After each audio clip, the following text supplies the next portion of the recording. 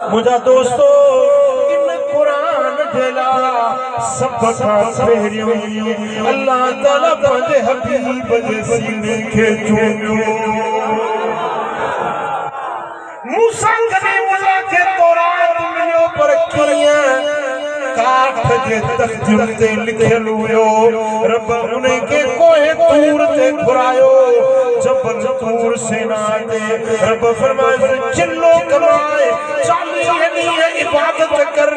जॾहिं 40 ॾियारा मूसा कलीमुल्लाह जबल तूर जे चोटी ते वेही रोज़ा रखिया, नफ़ल पढ़िया, इबादतूं कयूं। उन खां पोइ हज़रत मूसा खे तौरात मिलियो पर तख़्तुनि ते लिखियलु हुयो। उहा भरी वधी मथे ते खणी आयो पर क़ुरान खे रब तख़्तीअ ते न ॾिनो।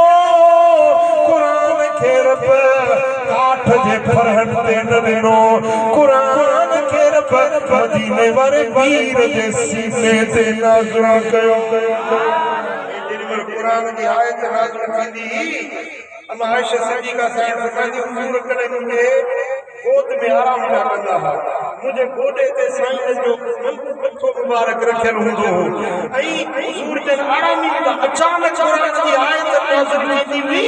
अम्मा साहिब फरमाए थी त मूंखे एॾो वज़न महसूस थींदो हो जो मां सम्झंदी हुअसि ॼण को चपल मुंहिंजे गोॾे ते अची वियो हुजे। एॾो वज़न सिकिल क़ुरान जे नुज़ूल थियण जो, हुजूर जे वजूद अतहर ते जेकर क़ुरान नाज़िल थींदो हो। क़ुरान मामूली शइ न आहे। लो अंज़लना हाज़ल क़ुरान अला जबल लरअयतहु ख़ाशिअन मुतसद्दिअन मिन ख़शियतिल्लाह। हबीब हिन क़ुरान खे जेकर जबल ते नाज़िल कयूं हा त जबल पहाड़ पुरज़ा पुरज़ा थी रेज़ा रेज़ा थी वञे हा। क़ुरान जे अंदर वो पावर आहे, क़ुरान जे अंदर वो ताक़त आहे। पर अल्लाह ताला क़ुरान खे साल बणाए जेॾीमहिल जिब्रील क़ुरान खणी ईंदो हो न त हुजूर जन में जिब्रील सां गॾु तकिड़ो तकिड़ो पढ़ंदा हुआ, मथां को अखर घटि वधि न थी वञे, मूंखां को लफ़्ज़ विसरी न वञे।